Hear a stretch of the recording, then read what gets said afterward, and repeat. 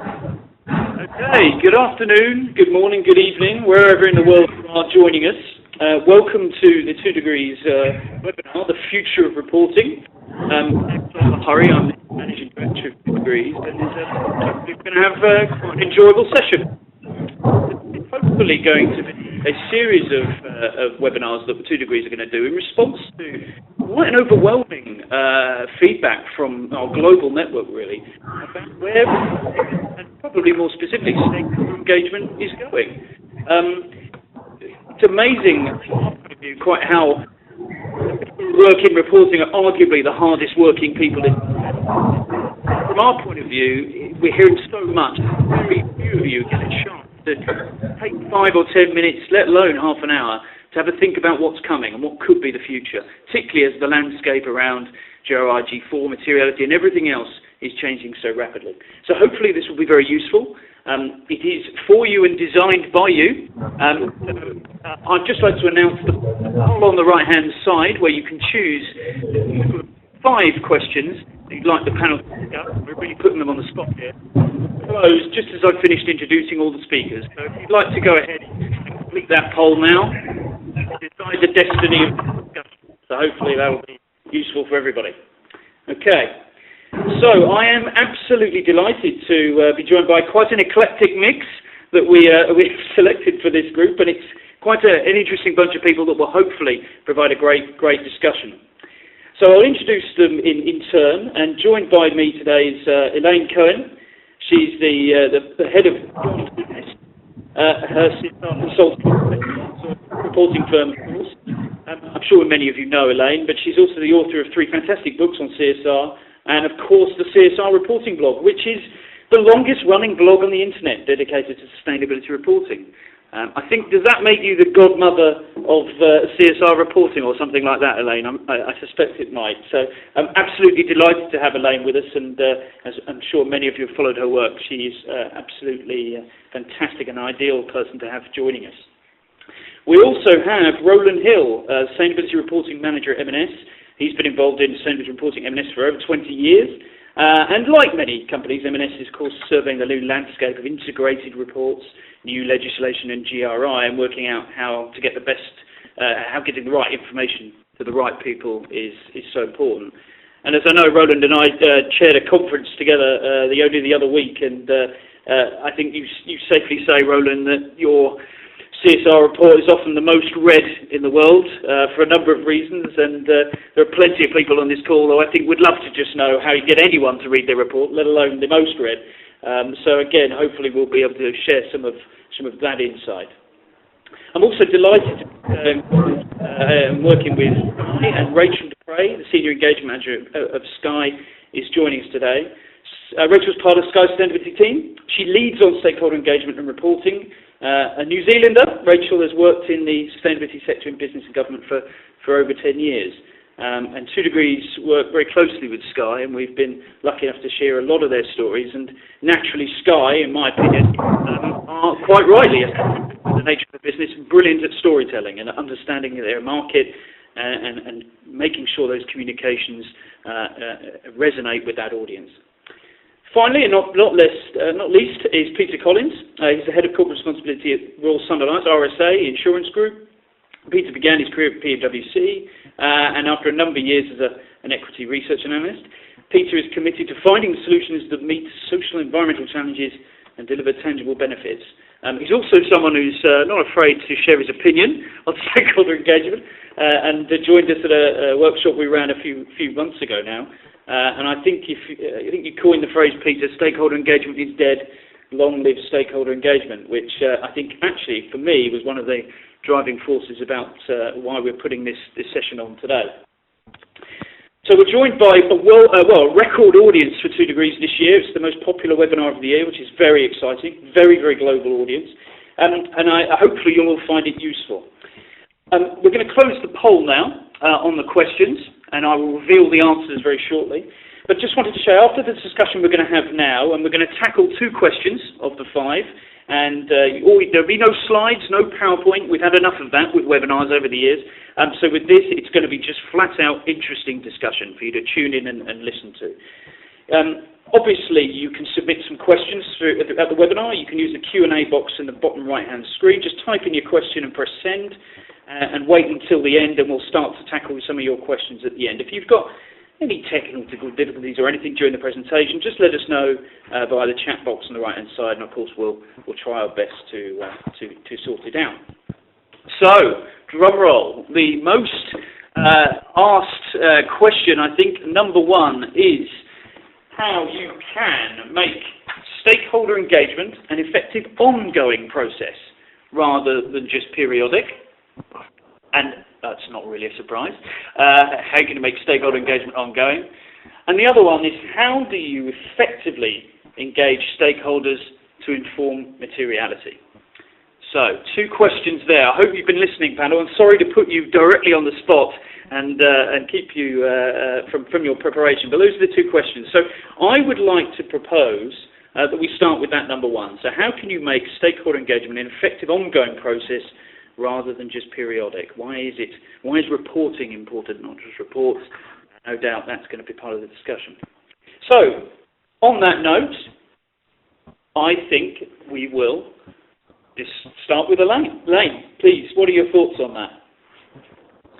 Well, thank you, Oliver, and hi to everybody, and it's great to engage with all of you in this webinar. And actually, Oliver, you said, it's not a surprise that this is the first question, but maybe it is a surprise because, most companies today don't look at stakeholder engagement as an ongoing process. What I tend to feel is that, most companies just regard stakeholder engagement as a way of soliciting feedback. And that's it. Send out a survey, get people's opinions, put it in a matrix, and that's the end of that. When really, stakeholder engagement should be that sort of longer, ongoing, not just process, but relationship. And I think for me, that means turning it into a relationship. And in any relationship, there's mutual benefit. I think whatever you throw up with your stakeholders, you'll always find that there's an area of common ground. There's an area where both your stakeholders and you as a business want the same thing. And by really, being open to discuss that, without any barriers and blockers in between, then I think that is what builds a relationship. So I think for me it's about having this direct line of communication, creating an ongoing platform with probably a core set of stakeholders. Maybe they're experts in their fields, maybe they're representatives of larger stakeholder constituencies, but they're groups who can contribute to your ongoing strategy, materiality, issue, approach over time, and in doing so, they get also some benefit, from the relationship. So, as a sort of kick-off to that question, those are my first thoughts. That's very interesting, Elaine. Actually, I think it's incredibly positive that this is the first question that people have ticked on, because it shows that people appreciate that it needs to be an ongoing process and not just a tick-box exercise. Stakeholder engagement by its nature needs to be a continuous ongoing process, not a tick-box exercise. We need to do stakeholder engagement rather than actually just doing it because it's the right thing that naturally needs to be done for the whole process. Roland, what are your thoughts on this at M&S? And I think we should really concentrate on how do you make it an ongoing process as well. What are your thoughts, Roland? Hello there. Good afternoon, everybody. I'm pleased to be speaking to you, whatever time of the world it is where you are. I guess one of the issues for me with this is I think sometimes the terminology gets in the way. So the whole jargon stakeholder engagement thing, and I would be really surprised if most businesses aren't in some form of dialogue with their customers, their investors, their suppliers, their employees, and the skill, if there is a skill, and I think it's more interpersonal than scientific, is about being able to capture that And frankly, in the way that we in our world often refer to stakeholder engagement, which is we're kind of thinking of some horrible questionnaire, my sense is the moment you're reaching for the questionnaire, it's a sign of failure. Filling a gap that kind of really ought not to be there, and perhaps is fine for a start-off, but really needs resolving in the longer term. In terms of how we within M&S keep a check on that, in terms of the reporting process, we kind of take a temperature check when we review how things are going. So in terms of how commitments, how targets are progressing, how relationships are progressing, and we ask people who they've spoken to, what were the nature of the conversations, how they look to operationalise that, and that's then included in the feedback that we then send up the line. So there's a kind of degree of governance to it, but I would argue, as I say, that kind of the moment you're starting to think questionnaires, it's a kind of sign of failure, and really what you should be doing is corralling all the social skills of your people and the dialogues that they're having every day of the week. Absolutely. I mean, there's so much of stakeholder engagement happening naturally, isn't it? And I think you're right. The word and the term and the fact that, again, it becomes an exercise to do rather than a way of natural business life. And there's so much engagement going on already. Very, very good point. Rachel, what are your thoughts on this about how to make it? You've just released your own report, of course, in the last week or so, a couple of weeks, haven't you? So, what are your thoughts on this? Yeah. Hi everyone. It's really nice to be here on this webinar. I have to apologise ahead of time that there are some building works going on above me as we finalise this sparkling new building that we've just moved into. And I suspect it's going to carry through to all of you wherever you are. So apologies for that. Look, I would come in alongside what both Elaine and Roland have said. You know, when we report, we simply gather together the output from the way that we've engaged with our stakeholders in an ongoing basis, and it truly is a continuous process. I think the social skills, as Roland refers to them, that we have to have as a team is about connecting with our colleagues across the business to capture what it is that they know. And I have been very averse to reinventing stakeholder engagement processes for the purpose of reporting. I think our challenge is how do you adequately talk about that when it comes to reporting, and I think we have a wee way to go in honing our communication about how we pull all that together. But for us, stakeholder engagement is, if you like, and it runs in parallel to our reporting process. It feeds into it, and our reporting process in turn feeds into engagement, but stakeholder engagement happens everywhere all of the time, and there is a lot more engagement on topics that are material to us, which I think is also one of the other challenges, is making sure that you know who those stakeholders are, who your primary stakeholder set are, and that you are coming back to check in with them on an ongoing basis, as Elaine has said. I guess the other thing that I would add to that is that the stakeholder sets change over time as your business changes. When I first started working in this business 3 years ago, we were very much a TV company. Now we're a media and tech company. It's quite, and you have to be, your stakeholder sets change as your business model and your business itself changes, and it's really important to connect into those stakeholders. But there will invariably be someone in your business who is connected and talking to people who have an opinion on what you do, and the skill of us and our sustainability team is to find those people in the business and make sure we're talking to them. Absolutely. Again, I think you've re-emphasised the point there that actually there are lots of existing stakeholder communications going on all the time in different parts of the business, and again, it's another reason for perhaps the traditional sustainability or CSR team to be reaching out to those people and engaging with those other parts of your business who are already having these conversations with your stakeholders and using their channels. It's a very, very, very good point.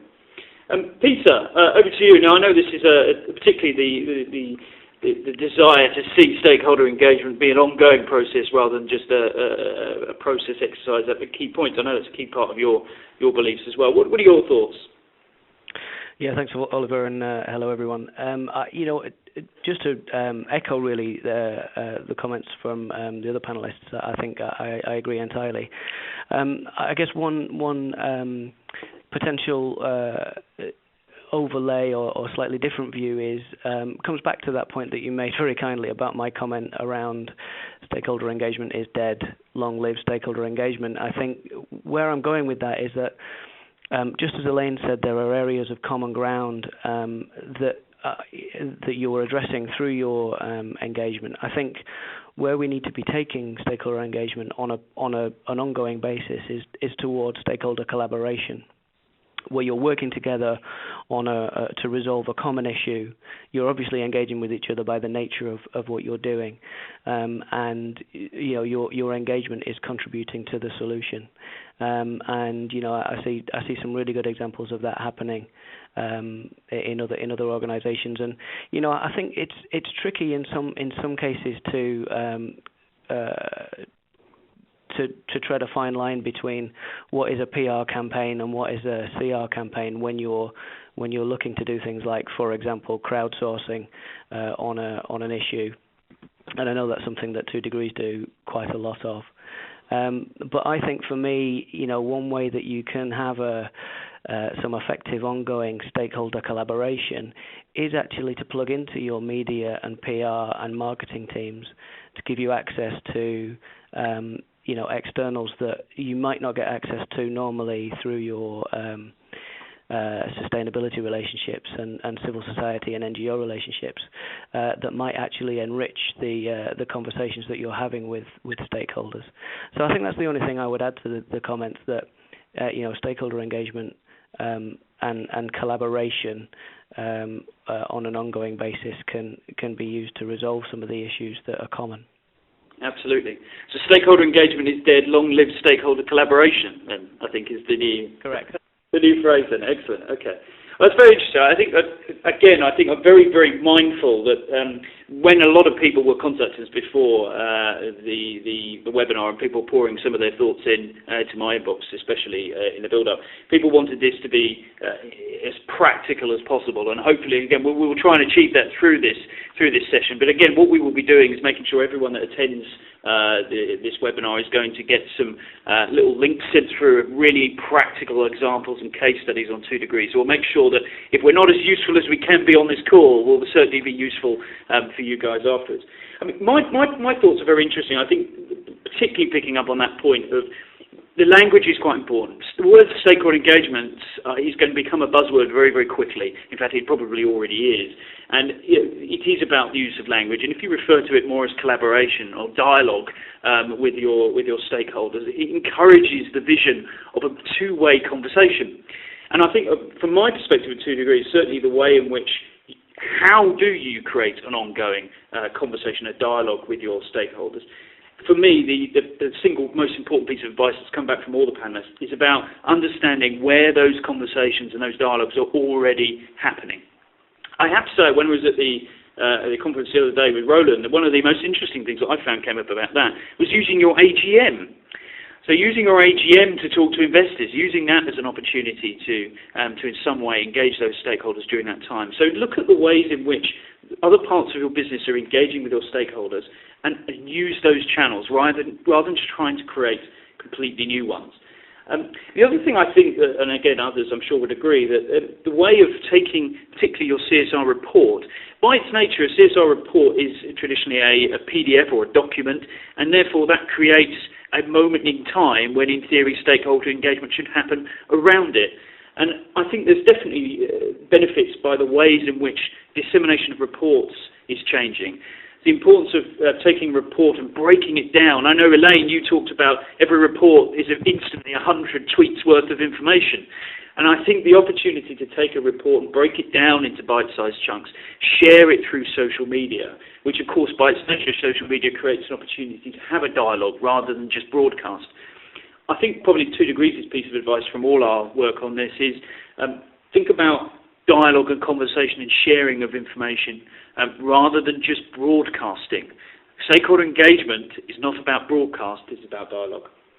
And that's my thoughts. Has anybody else got any thoughts on that before we move on to the next question? Elaine, I don't know if you've got any reflections on what everyone said. Yes, actually. Surprise, surprise, surprise. And it's just this, I think it's very easy to say that, stakeholder engagement is part of what we do every day. And it probably is for most companies. We're always engaging and talking to our customers. We're talking to our suppliers. We're talking to our employees. I mean, you have to do that in order to do business. You have to know if your customer's satisfied with your service. You have to know if the supplier is delivering on time, just in order to do business.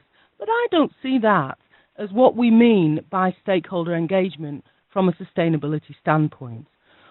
Although all of those ongoing, regular, positive dialogues with everybody is all very important, I think there is, for me, an additional layer that is much more strategic about the way one engages to help determine sustainability strategy and sustainability materiality.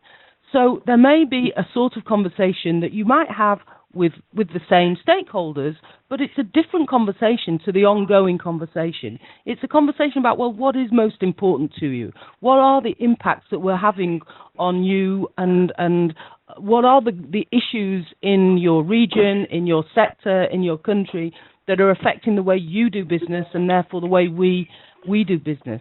What are the more global, national, regional, sector, whatever it is, issues that we as a business ought to be addressing?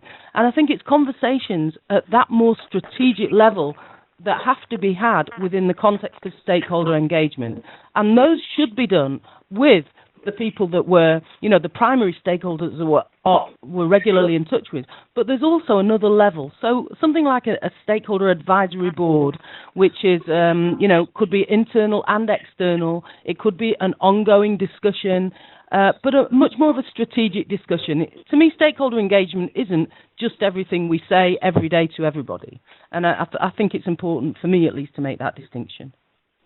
Excellent. Thanks, Elaine. I could wholeheartedly agree. And just another plea, certainly from a lot of the insight and feedback and best practice that we've seen and heard as well, is when people are thinking about stakeholder advisory panels and building these boards and these panels to be able to feed back on, is don't just go with the guys who've got the most Twitter followers.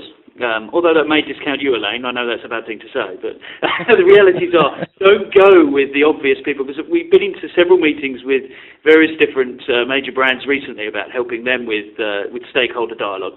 And it's amazing when they present to us this kind of one-pager of individuals they see as their key stakeholders. Jonathan Porritt and all his friends, their mugshots are always on there, and they are brilliant people, obviously, who've got some fantastic insight to give.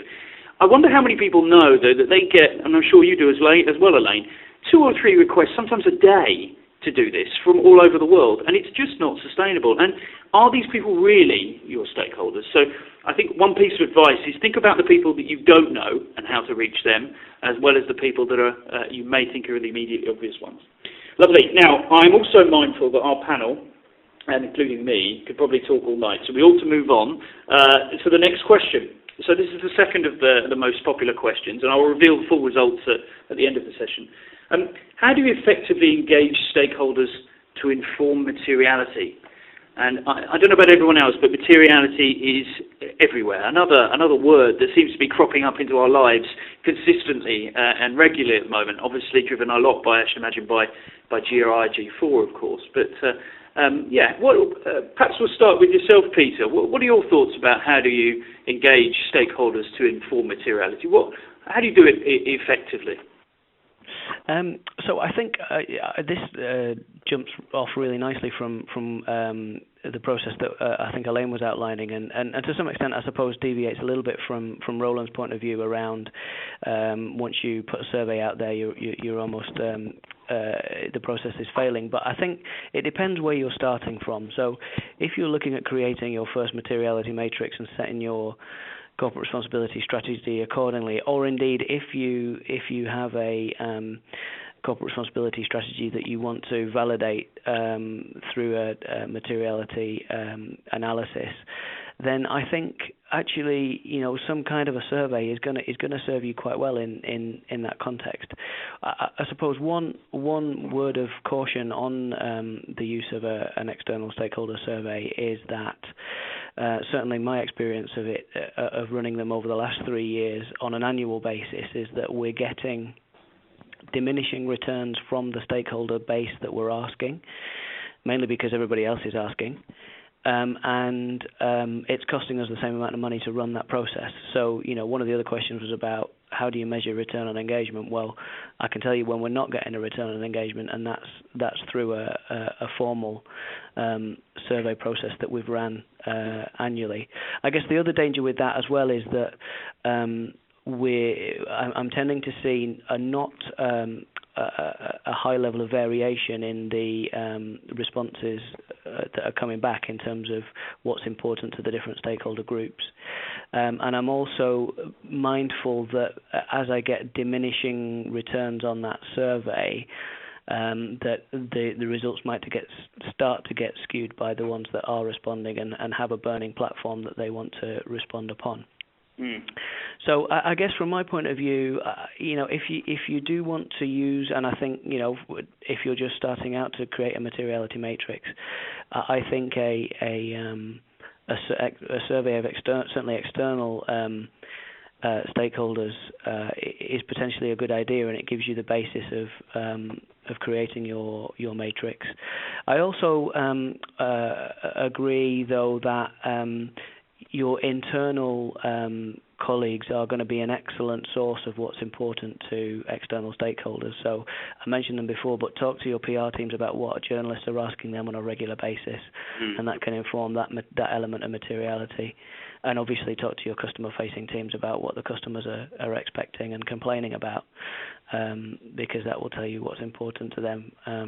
And how you turn that into a materiality matrix, I think it's going to vary by company. I could explain our process, but it would take a long time, and I know we don't have that long. Okay. That's very useful, Peter. I think, again, great transparency to share that you're getting diminishing returns from your survey. You're not the only one. I think good old SurveyMonkey are obviously doing very well these days from all this materiality thing as well. And I think you're not the only one. And I think there's a lot we can explore there. And I'll perhaps touch on that in a bit. Rachel, what are your thoughts about how do you use stakeholder engagement to inform materiality? How did you do that with?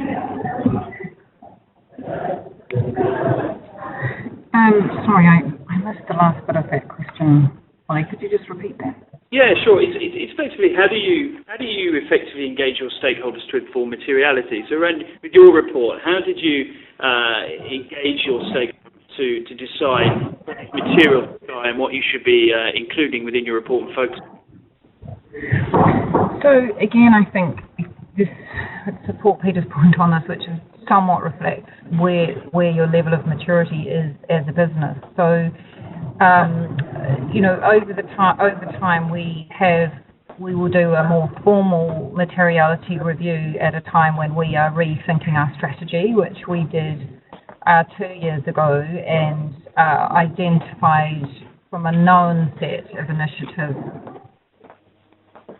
what our issues were and could be, and then went out and did some one-to-one in-depth interviews with stakeholders, both in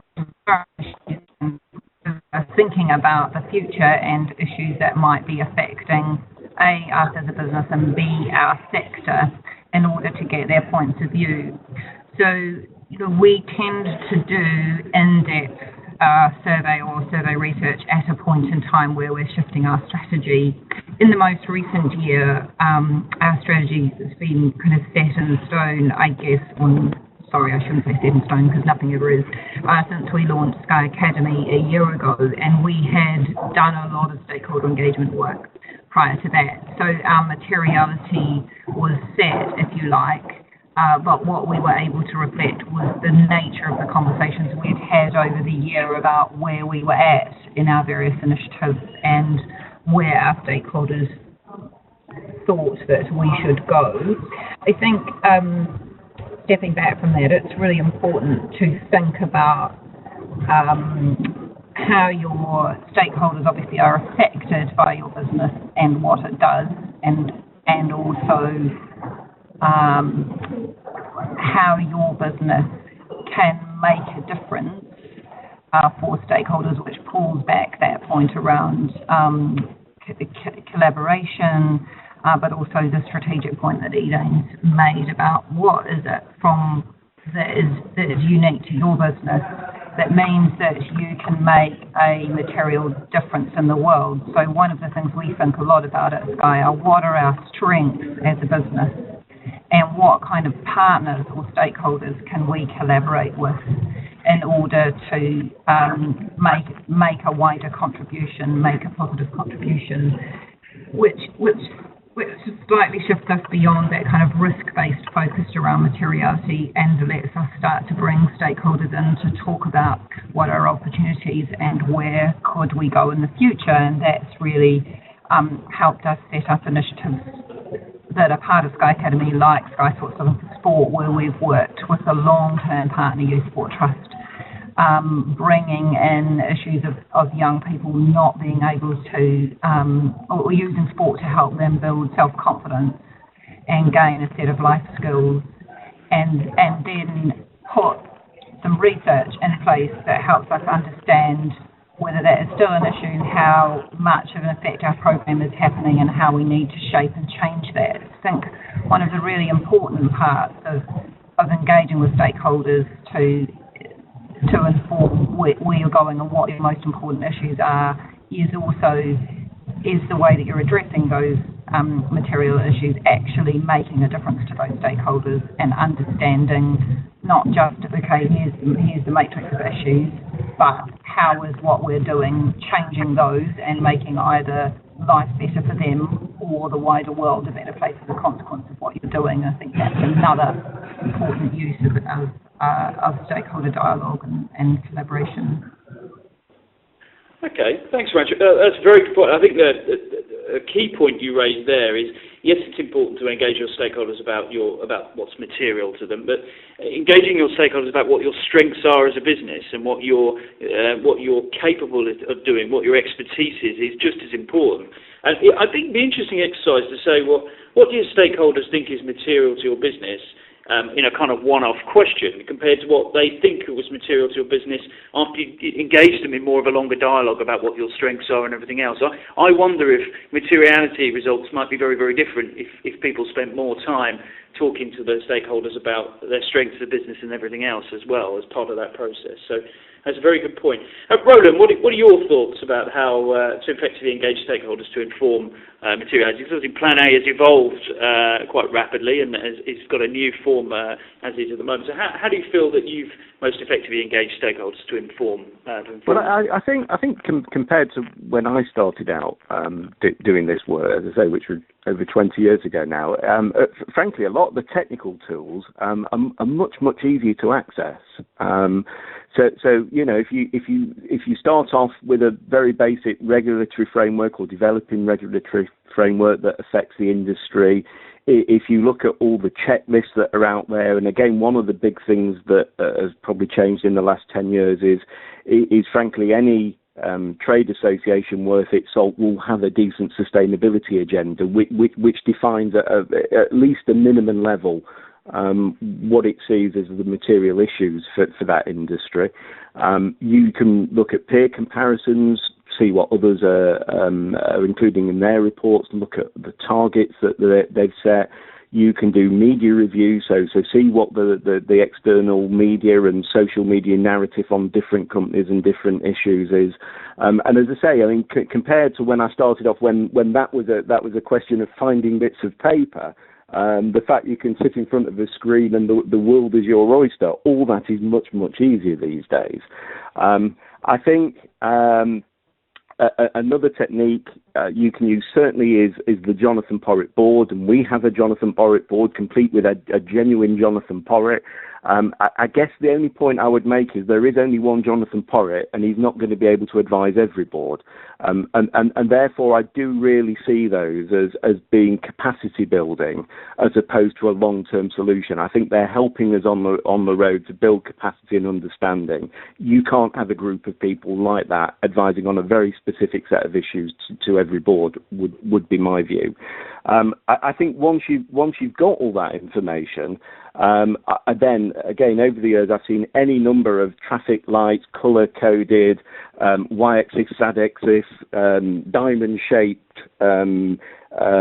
mathematical model that you chuck all that into. Essentially what you're measuring is what's important to your business strategy versus what's important to them out there. And I think in terms of the increments that you mark along the axis, however the axis is scored, you need to think very carefully about that. The other observation I would offer when you're marking those axes out is consider whether you're a functional or a values-based business, and I'll explain that a little bit. Some businesses, and Marks and Spencer is one of them, can afford to have the odd operational slip-up because people love us, and therefore they'll let us get away with it occasionally. If we had a values-based slip-up, something deeply ethical, we would be dead in the water. Equally, there are businesses that flip the other way around. So they're not seen as values-based businesses. They're allowed to get away with all sorts of horrible things in their supply chain. But if they failed functionally, they too would be dead in the water. So you have to consider all those, lots of technical stuff. But at the end of the day, there's a number of subjective decisions you have to make. I think that's a cracking point. You think about the values of your business. They are even more material because people will not be able to forgive you for those things. That's an incredibly valuable point, and certainly worth people thinking about when it comes to looking at materiality. Really think about their values of their business and making sure that that goes into their materiality assessments. That's very interesting. Elaine, your thoughts? Yeah, well, a lot of good stuff already been said. I think, I'll go back to my mantra on this question of how do you effectively engage stakeholders. And my mantra is always, all stakeholders were not created equal. And in the same way that we have a materiality process that identifies our most significant material impacts, then we sort of ought to have a materiality process, if you like, to identify our most significant stakeholders. Who are the stakeholders who can help us define those most significant impacts and ensure that they become the things that our management are really tuned into. So it's the first part of being effective is to really understand who are the stakeholders who you want to listen to and engage with in the first place. And it's not, some of it might be the sustainability celebs, like the Porritts and the Kramers and the Elkingtons, but there's probably a lot of many other really knowledgeable, extremely helpful sector-specific or geography-specific people who can really help a company understand where they are impacting stakeholders.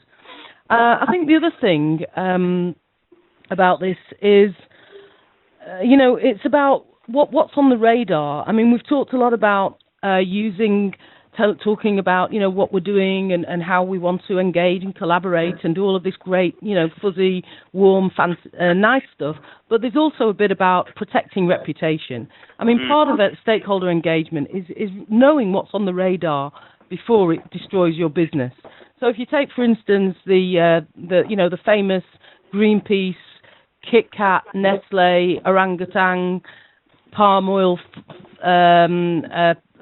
destroying rainforests story. I mean, we'll all remember that. Greenpeace put out this really gory, guy eating a Kit Kat, bloody gory fingers, blood dripping down his face. And all of that came about because, there was no engagement there. Greenpeace had repeatedly tried to get Nestle on board on this issue of palm oil purchasing, and it didn't happen. And it was only when it blew up in Nestle's face that 3 months later they said, okay, well, we're only going to buy sustainable palm oil. So I think part of this engagement is choosing a selection of stakeholders who can really help you understand what's on the radar that's lots of building work going on there, creaking and slamming. I'll just finish. Yeah. So I hope you can understand what's on the radar, both good and, potentially dangerous, and what you need to be doing to, not only advance your business, but protect your reputation.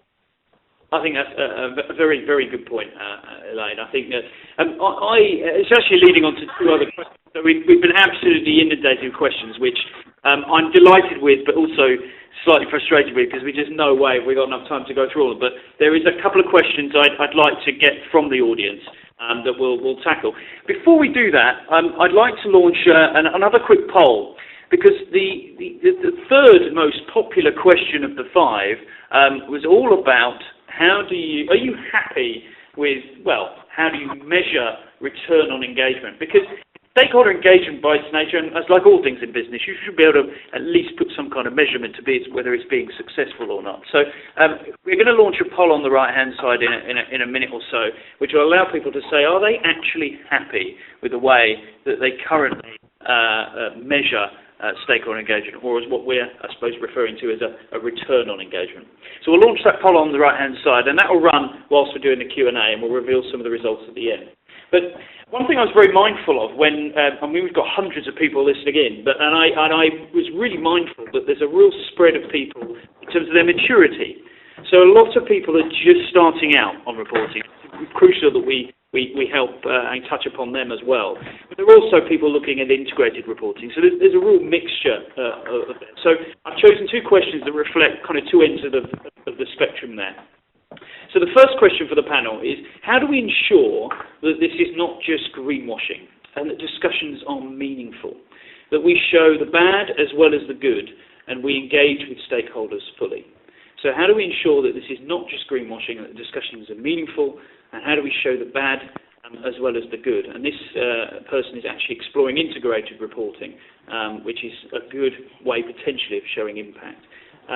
My thoughts on that question, just while others gather their thought, is one thing that struck me, again at the same conference that we were at, Roland, the other day, which has that X Factor style event where people vote for the best report and so on and so forth, and it was Bloomberg with a very animated American singing and dancing, almost literally, about his report.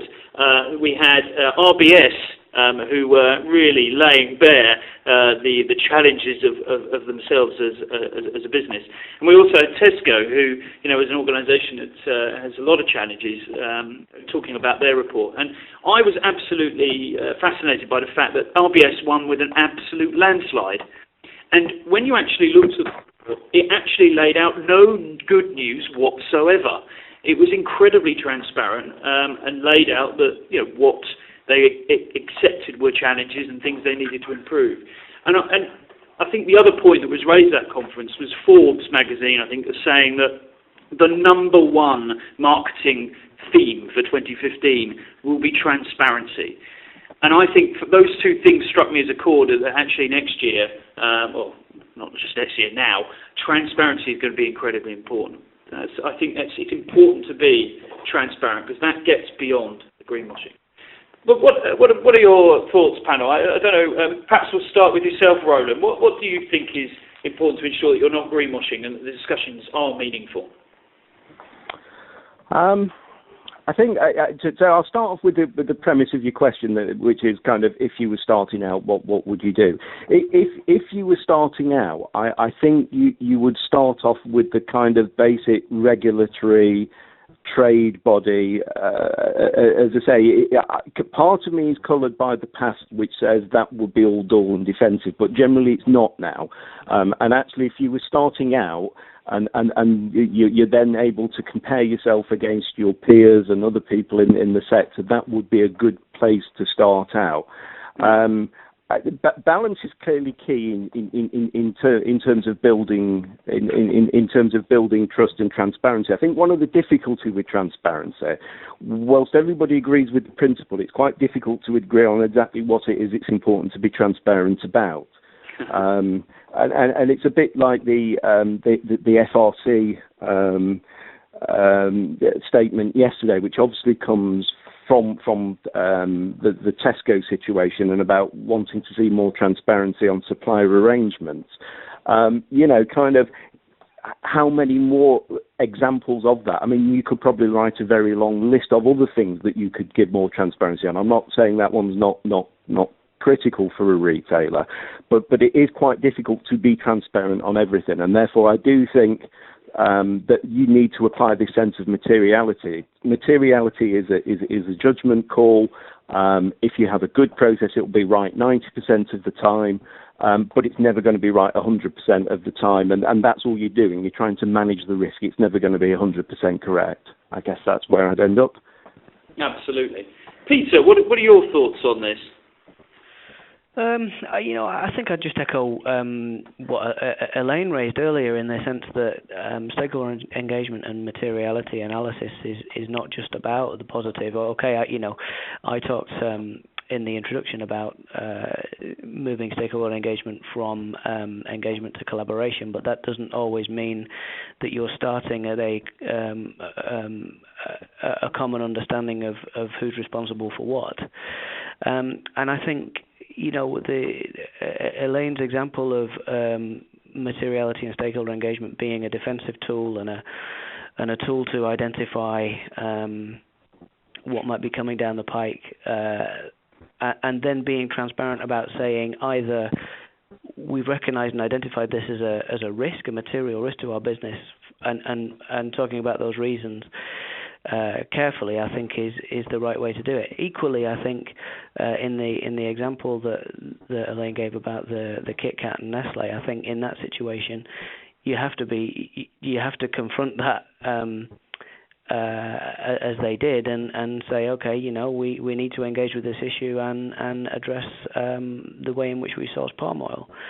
So I think stakeholder engagement and materiality are not about greenwashing. They're about informing you about what's important to your stakeholders and addressing both the positive and the negative elements that brings. Okay. I think that's a very, very good point. And I think it's interesting to see quite how greenwashing has been portrayed in a number of different areas, and how, in theory, easily greenwashing is handled by actually doing something.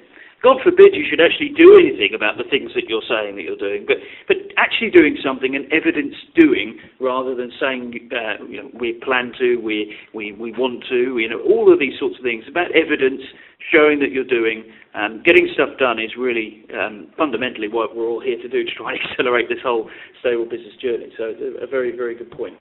I'm very mindful of time, so Elaine and Rachel, I'd actually like to ask you this other question, the second question that we've got. I think it plays quite neatly into your skills and thoughts there. So the second question, and I think we'll probably finish after this one, but just because of time, is what have been the main challenges to meeting the recently updated GRI guidelines, G4? And what can you recommend to ensure that reporting companies are doing things well on the first go? And Elaine, this might be the opportunity for you to reveal the question you posed on LinkedIn, and this is more of a point about which country is actually having the first, doing their first G4 reports. It'd be interesting to have a result on that. But what are the main challenges to tackling G4? So if that's to me that first, then well, yes. I mean, I've just been doing some analysis. All will be revealed shortly on companies who are reporting for the first time and using G4 as the framework. So it's not only first time, it's not only G4, but it's also their very, very first report.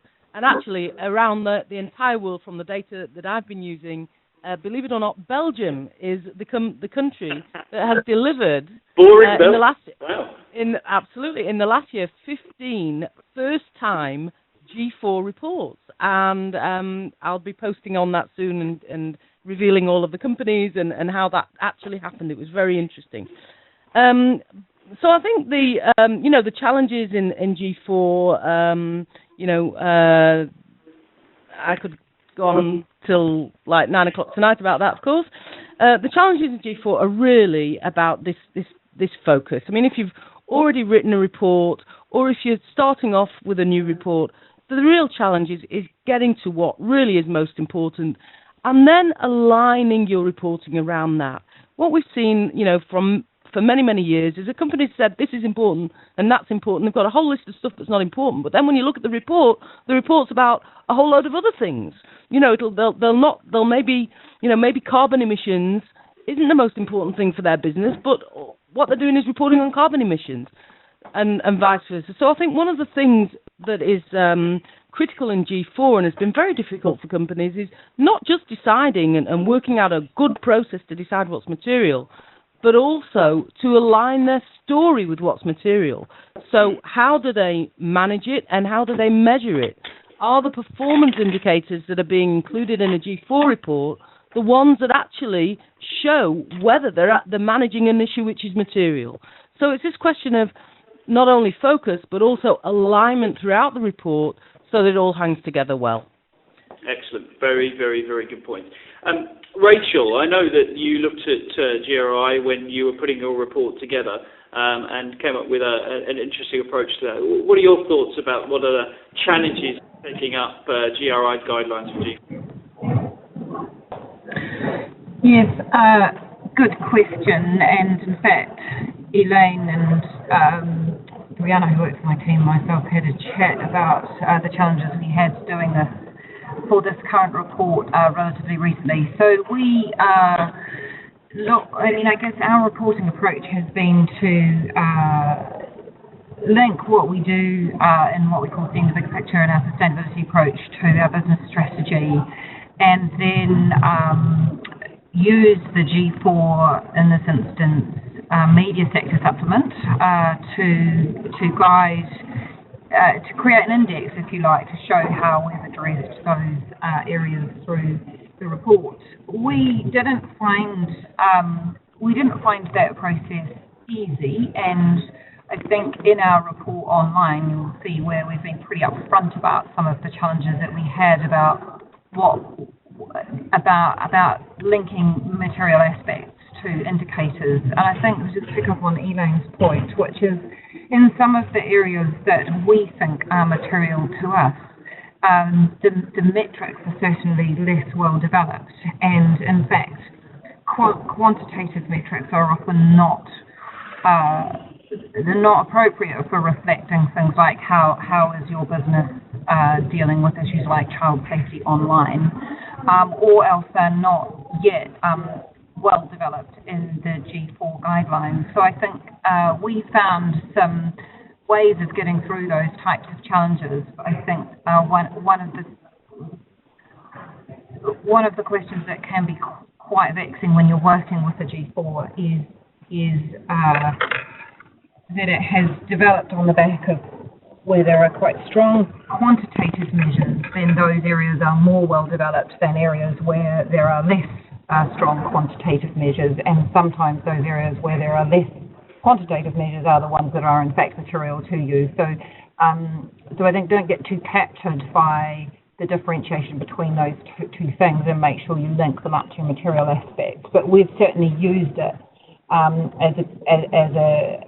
as a guide and a framework for what we've done, and it's certainly raised for us some areas that we need to work on for the future, which I guess at the end of the day is the whole point of using a framework like GRI and like G4. Very, very, very good. Unsurprisingly, we've completely run over time with everyone, but I suspect that has been as useful for everyone else as it has been for me anyway. Hopefully it has, and we've had lots of people stay on right to the end, so bless you all for staying with us right to the end. So just a final few points. Just wanted to announce a poll. So the third question was, are you happy with how you measure the return on your engagement? Unsurprisingly, 71% of you are not happy with how you measure the return on your engagement, which suggests that you want want to do something about it. But a good 16% did say you don't need to, and I think a lot of that is about the value comes naturally from that process, which I can understand. But there seems to be an overriding need and a desire to measure it. But again, perhaps we can explore that a little further. So thanks very much, everyone, for joining in. When you tune out, there will be a survey to kind of tell us how it went and how you thought it would be. Thanks ever so much to Peter, Rachel, Roland and Elaine. No doubt we may be back for more with this. As I said, I think this series will run and run, and hopefully it will be very useful for everyone. And if anyone has got any further questions, we've had heaps of questions submitted. We are going to be trying to tackle them on the 2 Degrees platform in the future. So please do come back and have a look at that, and we'll make sure we'll follow all of you up with some good insight and some good examples that we can dish out from these guys and others. If you want to find out more about what 2 Degrees do and how we're helping stakeholder dialogues for major corporates, you're more than welcome to get in touch with us, as you might imagine. But otherwise, I wanted to thank everyone for taking part. Do let us know what you thought of the session. Do come back for more. And have a great Christmas, everyone. And thank you, guys. And I really appreciate your support. Take care. Okay, thanks to everyone. Bye. Bye-bye. Thanks. Thanks.